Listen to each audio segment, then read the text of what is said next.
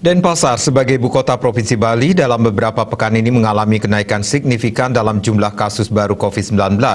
Kota Denpasar selalu mencatatkan kasus harian 3 digit dengan angka tertinggi dicapai pada Senin 12 Juli 2021 sebanyak 293 kasus baru COVID-19.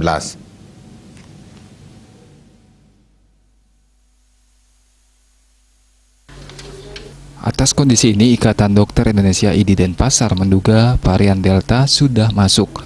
Meskipun hingga kini data resmi dari Kementerian Kesehatan terkait kehadiran varian Delta di Bali belum ada.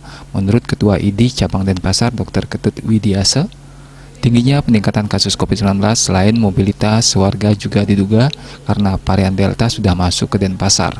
Selain itu, saat ini upaya testing tracing juga digalakkan oleh Pemkot. Dalam rangka mencegah transmisi lokal, ia menilai upaya PPKM darurat sangat tepat dilakukan. Selain PPKM darurat, ia berharap tracing dan testing juga semakin masif dilakukan untuk mengetahui gambaran real kondisi COVID-19. Testing yang diharapkan juga ditambah treatment yang tepat, dan isolasi ini memang adalah upaya yang memang harus dilakukan untuk menangani COVID-19.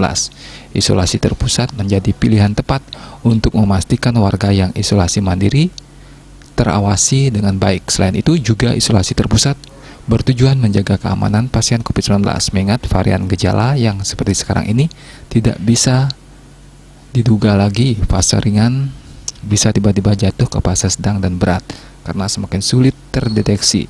Menghadapi situasi peningkatan kasus ini, diakui nakes tidak hanya dokter tapi juga perawat dan bidan mengalami kelelahan. Tidak hanya kelelahan fisik, juga mental karena mereka harus memilih pasien yang akan diberikan perawatan mesin, mengingat keterbatasan mesin. Selain kondisi mesin yang terbatas, tempat tidur atau bed juga terbatas.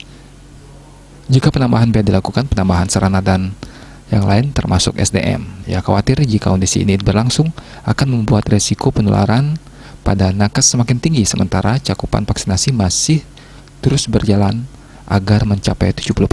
Citamaya Bali Pos melaporkan.